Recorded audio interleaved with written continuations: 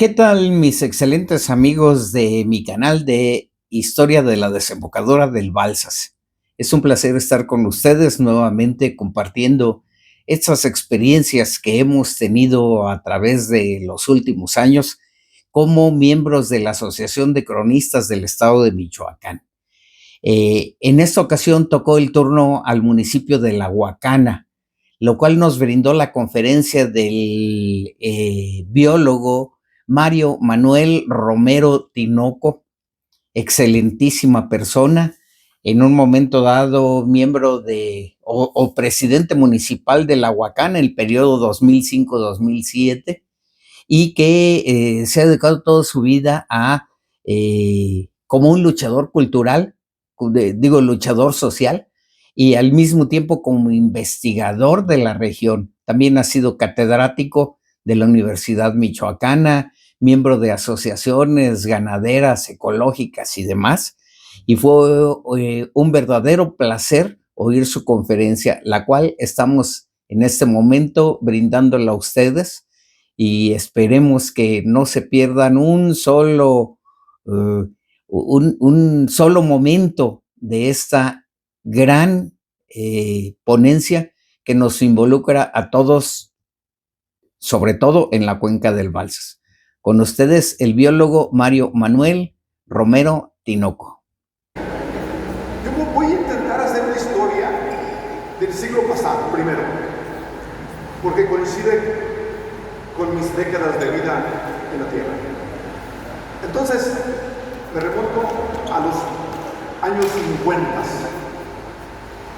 Yo era niño y enfrente de mi casa, cuando la crecida del río Guamito bajaba también, porque había un canal para regar todas las huertas que había en la Huacana, entonces, de una manera incidental, llegaban langostinos desde la zona costera que se venían por el río Balsas, subían por el Tepalcatepec y luego subían por el río de la Huacana, que es afluente, en aquel tiempo era afluente del Tepalcatepec.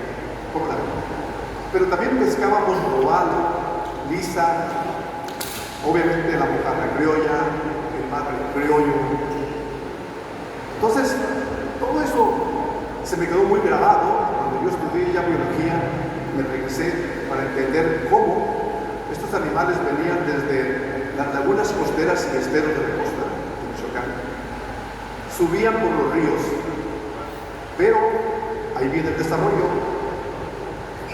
El general Cárdenas era el vocal ejecutivo de la Comisión del Tepalcatepec, y entonces la primera presa que se construye en la región es la presa de Simuirán, en el 55 y 57, y entonces se crea la primera barrera para la migración de estos animales.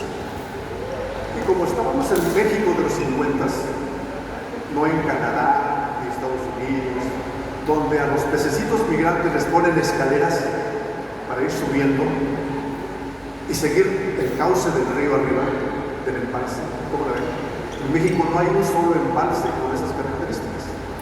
Entonces no había posibilidades de pedir al constructor ingeniero que hiciera algo así. Entonces se paró la migración. Con los años fuimos viendo cómo desaparecían las especies que venían desde la costa. Y después se construyó Infiernillo en el 64, 63, 64, 67, esta presa duró más tiempo, es una obra muy grande, y enseguida de Infiernillo se construyó la villita y se terminó entonces de poner las barreras para esta migración que había sobre el río Balsas a todos los afluentes del Balsas en la cuenca o en la gran región ecológica del Balsas. Entonces vean ustedes, este es un ejemplo de biodiversidad acuática. Entonces, de alguna manera, y un capítulo reciente ya, vengo hasta el siglo XXI, es que ya tenemos peces invasores o especies invasoras en la región. Nos llegó el pez diablo desde Uruguay y Brasil, y nos llegó la langosta australiana, como especies invasoras.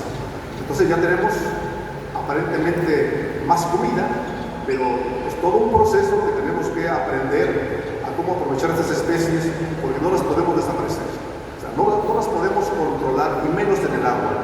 En tierra todavía es más fácil, pero en el agua casi imposible. Muy bien, entonces, segunda cápsula, rápidamente me voy a la biodiversidad cultural. El concepto de biodiversidad cultural se refiere a todo lo que el hombre por selección artificial hace para beneficio propio de los animales criados, domesticados, que va seleccionando. Entonces, otra vez, en esa época, en los 50s y 60s, nuestras milpas aquí eran milpas diversificadas, milpas con frijol, calabaza, chile o incluso hasta caña que comíamos antes de que se pusiera seca la mata de maíz. Entonces era una milpa que fue heredada obviamente de los pueblos originarios, y ese modelo es mucho mejor que el modelo de la Revolución Verde.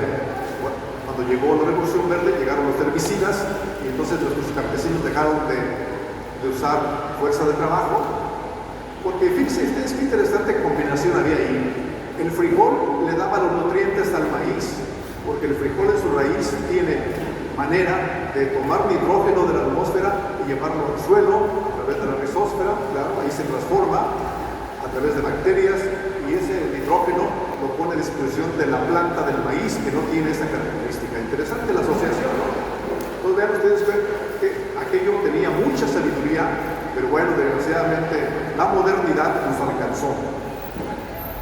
Otra cápsula interesante es lo que pasaba en la Huacana, en toda el área urbana. Huertas con 3 estratos. Estrato primero, más alto, palma de coco, tamarindo, mango criollo. Segundo estrato, zapote negro, mamey. Y tercer estrato, una serie de frutales bien interesantes: plátano, café, cacao, cítricos. Todo eso había en la huerta original. Y ese modelo estaba en todas las haciendas de la región. Todas las haciendas tenían huertas grandes, con este esquema de huertas bastante, no de 1 hectárea, huertas de 2, 3, 4 hectáreas. Yo todavía de niño conocí algunas que se fueron desapareciendo, se fueron secando, porque no había ya control ni manejo por el cambio de propiedad de la tierra en esos casos. ¿Qué pasaba con las aves de la región? En el siglo pasado había un comercio tremendo, un comercio ilegal de aves canoras que desde Europa venían con nuestros campesinos, les entregaban redes, jaulas, se capturaban con esas redes vivas y se metían en las jaulas, y ese comerciante llegaba por sus aves de manera quincenal, semanal, a recoger todo lo que colectaban de la región en estos bosques tropicales. Entonces, ¿viste esto? Todo lo que estoy reseñando, tanto del agua como de la tierra.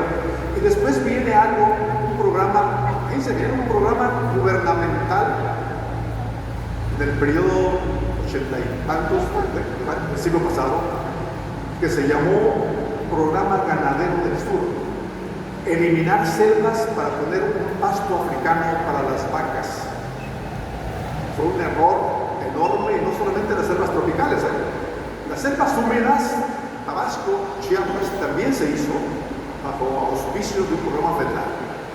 Desaparecer selvas, las selvas altas húmedas tienen más problemas para recuperarse que nuestras selvas secas. Allá la sucesión tarda más siglos para reponer toda la diversidad. Entonces este programa dio al traste con mucha biodiversidad, desde la costa hasta 1000 metros, 1200 metros de altitud, donde había bosque seco. Se talaron muchas zonas de ladera para sembrar pasto llanero, para alimentar las vacas. Y ya en este siglo se hizo un estudio doctoral muy interesante con un estudiante. Yo tenía un estudiante de biología, y este estudiante lo atendía en el turno de la tarde y se me dormía. ¿Qué pasa contigo, Noé? Es que en la mañana voy a veterinaria. Llevaba 2 carreras ese hombre, y después vino aquí y hizo una tesis doctoral para investigar todas las plantas, árboles y arbustos forrajeros del trópico seco. Su conclusión es muy clara: hay más de 60 especies de árboles y arbustos y hierbas que alimentan el ganado. Entonces pues ¿para qué tumbamos el bosque seco? Si hay comida. Y no solamente hay comida, hay más cosas en el bosque. Entonces ven ustedes qué interesante es este análisis, pero bueno, pues estamos hablando de 30, 40 años después de que se tomaron esas decisiones. Y bueno, en la última parte del siglo pasado, yo como estudiante de biología empecé a invitar a mis maestros, a mis compañeros de generación y empezamos a hacer trabajos en la región, excursiones científicas y empezamos a hacer tesis y más tesis para estudiar la iguana negra, las aves, los peces que habitan la presa de Siquirán, el estado trófico de la presa, la cuenca hidrológica del río Guámino, del río, o todos los afluentes y arroyos que llegan a esta pequeña presa. Y ahí salieron en esta década muchos estudios que nos permitieron titularnos como biólogos, o incluso algunos estudios de posgrado, tesis de maestría. Tuvimos un convenio, recuerdo, con la Universidad de Barcelona, y nos traían estudiantes a distancia de un año a Morelia, a través de la Michoacana o de la UNAM, y aquí nos acogíamos y nos ayudaba mucho a hacer trabajos de investigación en diferentes temas. Y llegamos a nuestro siglo XXI. Fíjense que a principios de este siglo, allá por los 2000, llegó un proyecto muy interesante a la región que se llamó COINBIO, que significaba conservación de la biodiversidad por comunidades indígenas de los estados de Guerrero, Oaxaca y Michoacán. Entonces le tocó a Michoacán, traía fondos de Banco Mundial, ese proyecto. Y le tocó a la Huacana entrar al programa.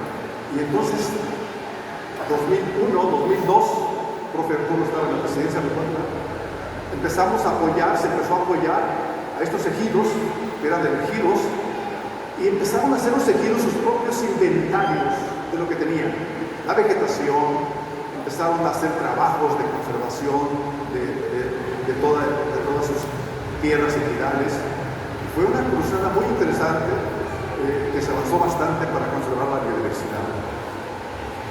Y ya del 2005 para acá se empezó un trabajo interesante en la región que tenía que ver mucho con lo que estábamos haciendo con algunas iniciativas del gobierno federal y estatal y las propias universidades para definir en Michoacán qué áreas son importantes para conservar. Y que nos tocó otra vez, gracias a la biodiversidad que hay en Tierra Caliente y en estos bosques. Entonces la Facultad de Biología, 40 a 50 investigadores, se pasaron varios días de fin de semana muestreando desde los ticuiliches, alacranes, arañas, árboles, peces, para poder justificar ante el gobierno federal que esta zona podía entrar a la categoría de reserva de la biosfera. Y de esta manera se conformó el estudio técnico justificativo, que es un documento como de 500 páginas, donde se enlistan todos los grupos que hay en la región, todos los grupos animales. Bueno, los compañeros biólogos que venían para acá, la mayor parte especialistas ya en su área, encontraron nuevas especies, entre ellas algunas de alacranes, que es una tierra también de alacranes. Entonces, esa diversidad de Tierra Caliente, les digo, da para mucho, no solamente lo que vemos, sino lo que está oculto bajo las piedras, como arácnidos y otros grupos. Y entonces se empezó a trabajar, consultar a los ejidos, con las presidencias municipales, y logramos que el 27 de noviembre del 2007, el presidente de la República emitiera el decreto de reserva de la biosfera a esta región. Entonces, esta historia, a partir de ahí, se creó una oficina y se empezaron a promover, bajo la línea que ya había de COINBIO, una serie de proyectos para conservar, manejar, obviamente educar también a las comunidades sobre los temas de conservación y manejo sustentable de la biodiversidad.